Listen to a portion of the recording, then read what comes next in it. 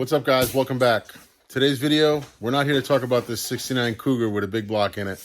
That would be way too cool. But we're here to talk about some rare four-eyed fox bodies.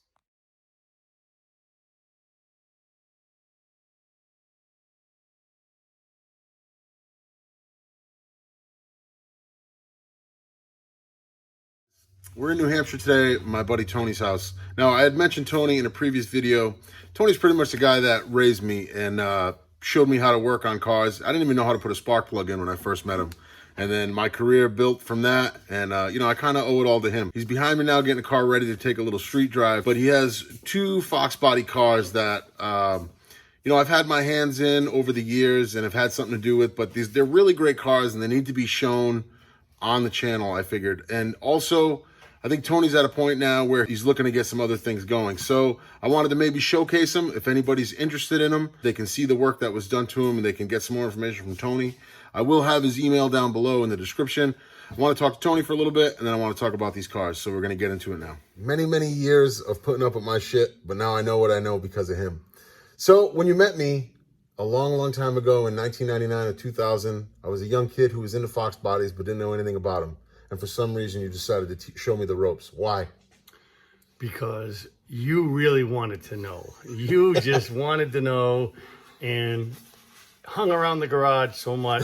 You offered me a job out of pity. I took him under my wing, showed him what he needed to know, and the rest is all him. He learned it, and he's done a fabulous job. Now, I ask him for advice sometimes now, too. We had this mutual appreciation for the Mustang stuff because I knew you were the guy in town that built them. And I remember one thing that we used to talk about and I thought was interesting is you worked at how many different Ford dealerships when you started working? 3. I worked at Barboza Ford, Fall River. I worked at Fournier Ford in East Providence, Rhode Island. And then I went to Rodman Ford for a few years. And that was all back from 1983 to 1987. And then again, these cars were all brand new. I was in these cars prepping them, 83 GTs when they first came out with the 5-speed, the 4-barrel. And I felt like, boy, this is it. These are the cars to drive and have. Yeah. And I loved them ever since. And then you decided that because you had a general repair shop for years and you were successful with that in your own right. But you decided once you had enough, I mean, I'm not speaking for you, but I was there. So once you had enough employees that could handle that, we started going into more of this 5.0 thing where one half of the business did, general repair work. And then we got enough clientele and enough cars. And I can remember going out on a Friday and buying cars, fixing them up, selling them on a Monday and Tuesday. Everything from 4-cylinder to 5.0 swaps, like down to every nut and bolt. We would buy parts cars that were the year appropriate. So if we had an 89 4-cylinder and we had an 89 smashed up 5.0 car, we knew we had every single piece. We knew what years the harnesses matched and everything. Turn the key and make it all work. And I thought that was a real pivotal thing because being in general repair, when we were doing the Mustang stuff, we used to think like, when does the money run out? Yeah. And now I'm in the performance realm in the LS world, and I still think, when does the money run out? Yeah. When is this no longer? Like it's not running out when it comes to certain cars. No. So what was it about? Was it when you started doing the Mustang stuff? Was it more from a profit standpoint, or just because? No, because I think we would make more money working on customers' cars, if you remember. Yeah, it was more of the fun. Yeah, but yet that was no fun. No. And it was like we made enough money. Let's go buy a parts car. Let's go do one of these so that way we can enjoy it and make money after we were done. I remember pulling 4-cylinder powertrains out when the cars were the motor was still warm when we had it on the floor. The whole suspension and everything was down. The engine was still warm. Because we used to drop it like what most people kind of do now is K-member struts completely out of one. So when you're done, it's just the body of the car up in the air. And that was transmission, exhaust, and everything on one shot down. Yeah, everything done. Everything. And then you would slide the V8 one right in. And all that stuff is fully disclosed, and anybody who knows how to read a VIN number would know that. It's not like you were trying to pull the wool over somebody's eyes, but if you had the reputation of messing with Mustangs, nobody's in the market for a 4-cylinder Mustang unless it's an SVO.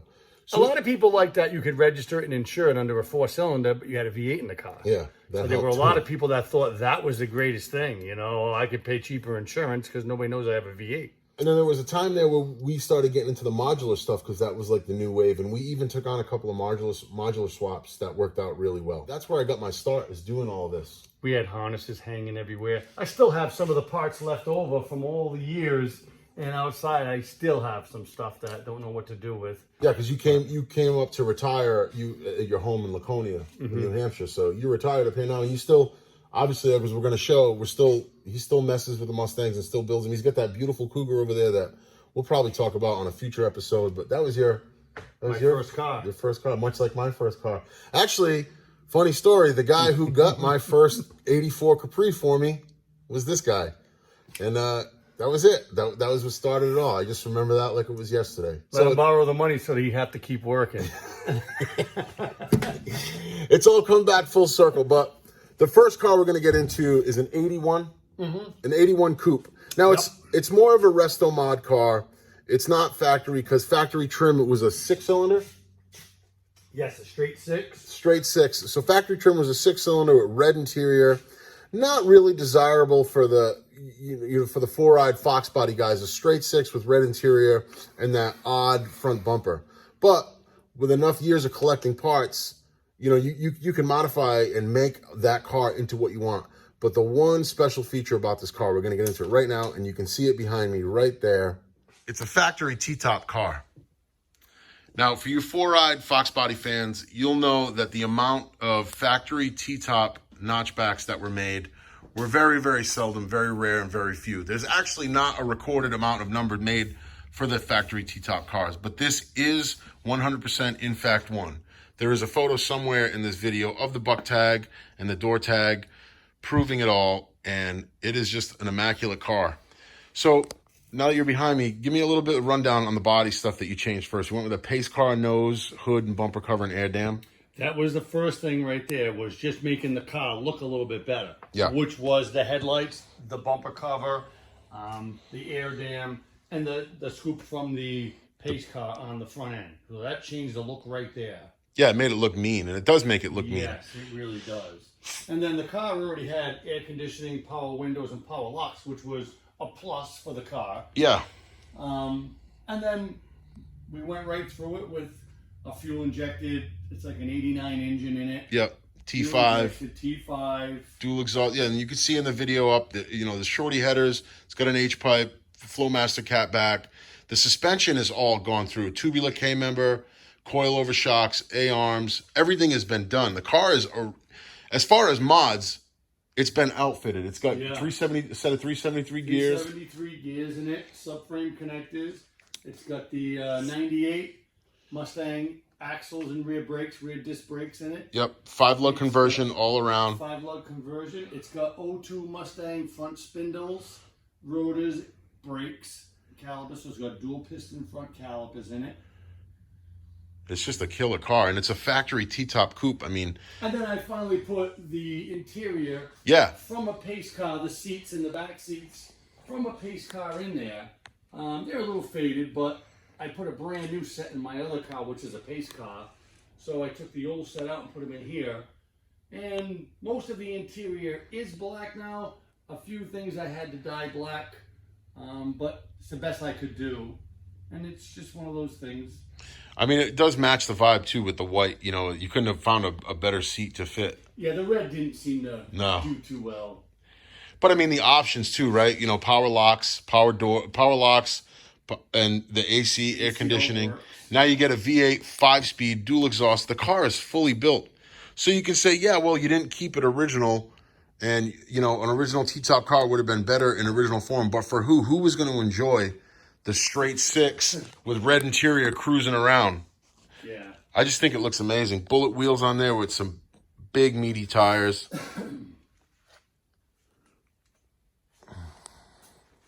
It's definitely one of a kind.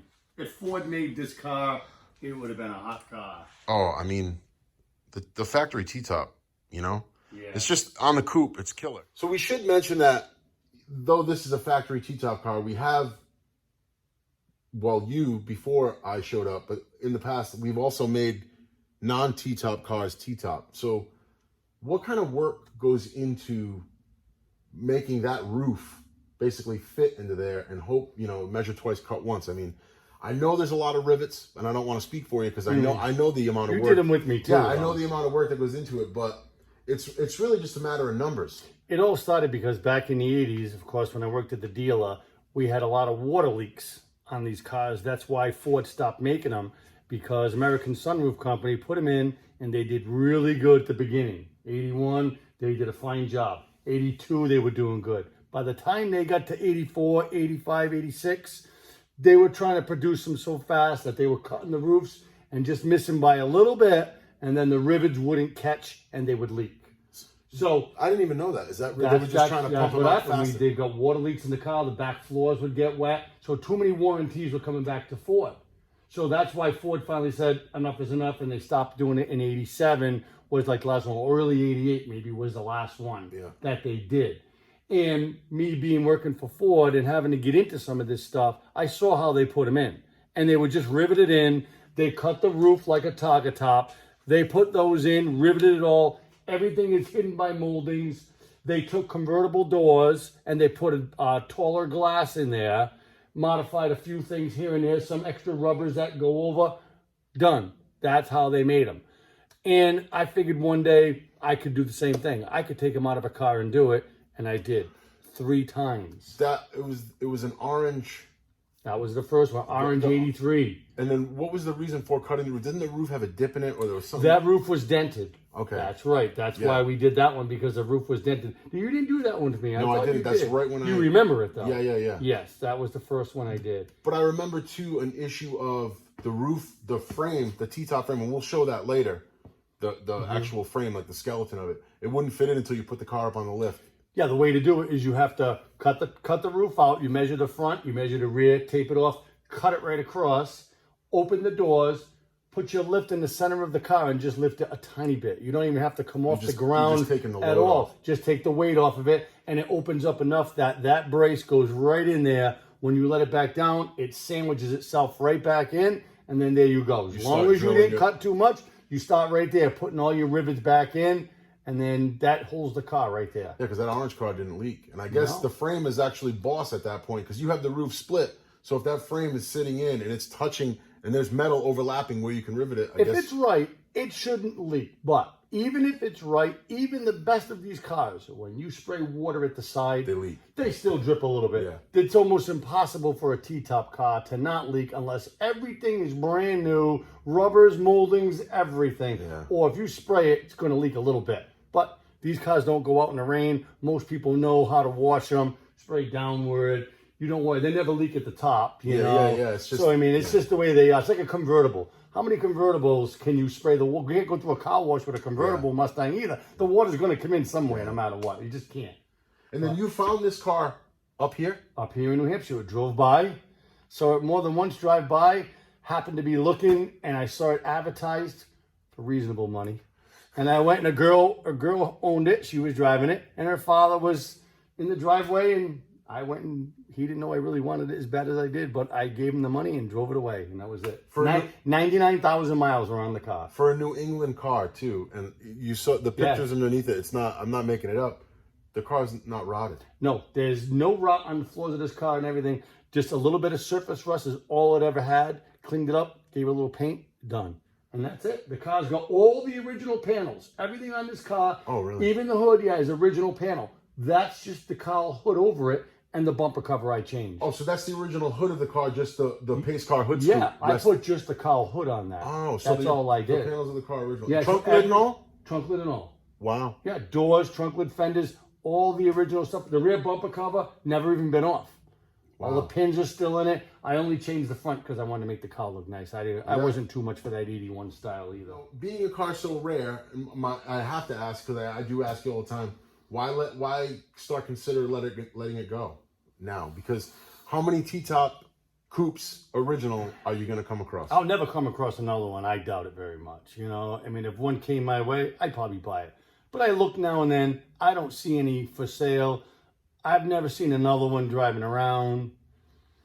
You know, I've got that over there, my 69 Cougar that I've had all my life.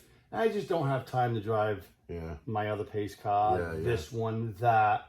Plus, you have new Edge Mustangs. You have stuff. I got other stuff. How long can you drive them for? I mean, if they're sitting more than anything. Being in Laconia too, it's more of a motorcycle town. You know, you got enough motorcycles in the garage to get around.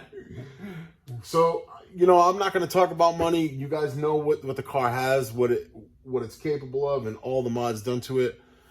Like I said in the beginning, I'm going to leave Tony's info down in the description. If anybody's interested in a Factory T-Top 1981, it's pretty killer. If I had the money and if I wasn't trying to do other things like the Coyote swap or maybe try to buy a Lightning or a Harley-Davidson truck, I'd be into it.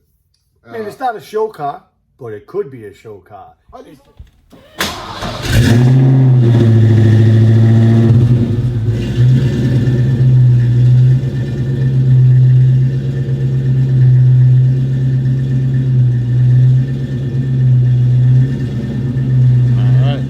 To talk about too. This one's nuts. Check this out. Beautiful scenery, beautiful view, beautiful 79 pace car. Notice the one of one. Look at the roof. We spoke about it.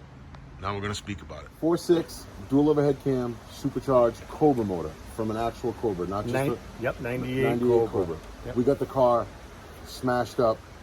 Rolled over, remember? It was a rollover with 40,000 miles on it. But the deal was worth it because you still had the rear end, you still had the trans, the engine, the mods that were done, like I said, supercharged. We had the harness, we had everything that transferred over. All the brake lines, radiator, everything that came with it. We just needed a donor. Oh, we needed. And then this car clutch pedals, Hydro Boost, that's right. Rack and pinion, everything from that car ended up in was this usable. car. Yes, everything was still usable because the car ran. ABS, we didn't swap the ABS. I was going to put the ABS, remember, but I didn't. I did all the lines, and I put a junction block where the ABS went. Yeah, I didn't want to go that far. A custom aluminum block made, so it actually went the path of all the lines, but it just deleted the large ABS block. Yes. And we didn't have to worry about an ABS check engine, an ABS light. No, on the an dash. ABS light, nope. So talk about the donor car. This was the one that had. This had a sunroof, V8 sunroof car. And the sunroof, of course, a lot of these old cars, the sunroof had some rot starting around the top of the car. And it was either fix that and just leave the car the way it was, or we really wanted to make something into a Cobra. Yeah. So we also decided, well, let's put the T-tops in.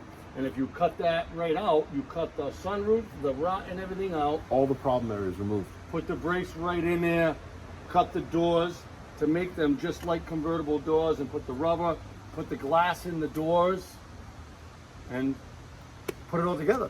Stop putting it all in. Drivetrain, brakes. Did everything. Cobra brakes all around. That's right. Basically, the entire powertrain, driveline, engine, and trans from the Cobra, it was just a swap. It went right into the 79 pace car. So, in essence, what we kind of ended up really, really enjoying as the Mustang business got going was taking the old look, taking the old style, taking all of that stuff that, you know, you geek out over, the four-eyed headlights, the old school seating, the halo headrests, the old center console. I'm a sucker for a 79 to 86 interior. I don't like the 87 and ups. I never really was into them, but you take all that, but you have that newer performance, that new reliability with 03 Cobra swaps, Mach 1 swaps, 2-valve Mustang swaps. I mean, we were swapping everything at one point. We got a 351 swaps. We put in 351s in cars. We did do that too. That's right. 351. And it just became so much fun. And this car, not only does it screw it, I mean, it hauls ass because of the blower and everything like that. And it's got, you know, a B-headed 4-valve Cobra motor, but the car is solid. All the suspension, nothing got damaged in the accident, anything like that. We were able to just manipulate and modify everything to fit into this. And this has a tubular suspension. Yeah. All just wild. Coilovers. Everything. I mean, everything's done on this too. In the video, they'll see it, but it's just another wild car, and another car possibly up on the chopping block. Yep. I think this one will be one of the ones that's going to go too. And all the decals were all done, cleared over. I mean.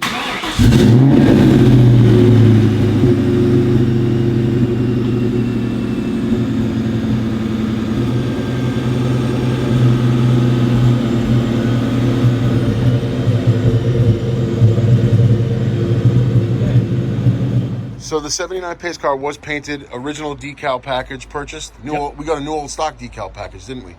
No, this one was not, but I have an extra set of decals that I found for the door and the horses. I have a whole extra set. All right, that's what it was. So the cars were repainted, and this was painted quite some time ago, and the paint is still immaculate. It's beautiful. 12 years ago. Yeah, that's Been in killer. the garage. It's never been out in the rain. It's always been in the garage. 3-piece wing. It's a 79 pace car, black interior, pace car seats. Like I said, we did cut the T-roof in because it would have been a sunroof car, and it was rotted. But in a way, you're able to serve two masters. You get the T-roof option, and you also cut away all that rot. And other than that, the car underneath is pretty clean. Oh, clean underneath. Yeah. Beautiful steering wheel in there. Check that interior out, though. It's just killer. Doesn't get any better than that. And I like, too, the SVT theme. Like, you kind of kept the Cobra theme. We have the Cobra bezel on the horn button, on the doors there. We have Cobra wheels, and you got the Cobra badge on the intake, so it kind of follows that whole Cobra line. And this car has air conditioning too, which works. Freezing cold. The check engine light is hooked up. That works. You can see where I put the computer. Yeah. That one, that has to be sprayed black. That one. The kick panel over there. I have the other one, but I was trying to make sure that it was going to work because there is no spot to put the computer. Right. So I figured a way of just modifying it into the kick panel. So that's how they have to sit when you do these old cars. On my SVO car, I was able to, I had enough harness. I was able to loop the harness the other way, and I hid it behind the radio. Really? Yeah, the you harness. Got it behind it? No AC. No AC car. There That's you go. Why. Good call. This car and that car are AC cars. There's no room. Yeah, that's why. That's right. The heater box is different. different. Yeah, otherwise you can get it up behind the heater box. I know. That's right. But I'd rather have the AC and have it like that. Oh, yeah. You know? So again, guys, I just wanted to showcase these two cars because it's not every day you just drive around and pull up to Walmart and there's a 79 pace car sitting there. These cars are really killer. The parts on them alone are worth all of the money. And these are original parts to the car. This is the hood, the bumper, the nose that came with the car. And it was a killer car. Now, was this, I got a question for you. Was this the carbureted 4-cylinder turbo? No, this was a V8. The other one, that was a modular swap too, though, wasn't it? Yeah. With that one was a 4-cylinder turbo car. Yeah. Yeah. That one was, yes. And that car sadly lost its life. Yeah. If you sell it to someone who can't control it, you know what happens to these cars. And that was an Arizona car. And it got totaled right out. It was from Arizona. There was not a spot of rot on that car. Oh, man. And it got put into a tree backwards. That's probably the best shot of the car I can give you. Look at the stance. Look at the wheels. Can you pop the hood from there? Yep. I just want to show the motor because it's in there, and I love modular swaps, and I've done a few of them, so it's not like they're difficult, but to get the supercharger, the blower, and everything to work was just, it was a job, but we got it, and everything works. Everything runs great. Like you said, AC works. We got all the AC lines to work in the car. Killer brake setup with the Hydro Boost in there. The brakes are killer. Caster camber plates. Suspension is stiff. It has a 140 motorsport speedometer in it too. There you go. You can't even find those anymore. That just upped the price. Just a 79 killer cars. If you guys are into the 4-ride Fox bodies, could be cleaned up a little bit more, these cars, but could be cleaned up a little bit. I don't use them for show cars. I don't go to shows with them. Tony, thanks for having me. We're gonna go do a little hanging out now. The family is over there. We're in the man side, in the man cave. But thanks for all the years. They're sitting by the pool, so we'll have to go for a walk over there and see what they're doing. Now he gets to live vicariously through my projects. But yeah, again, like I said, if anybody's interested in anything, all the info will be down below. The pictures and the videos speak for themselves. The cars are straight, no BS. It's been a long time coming. I was your age when I met you. So you're starting now where... And he was 22 when he met me. Yeah. We'll talk soon, guys. Check out these cars. I hope you enjoyed the video. Peace. So we got finished and the guy says take it for a blast. I hope you guys enjoyed the video. I'm going to go take this modular powered 79 pace car for a ride and have some fun. Talk soon. Peace.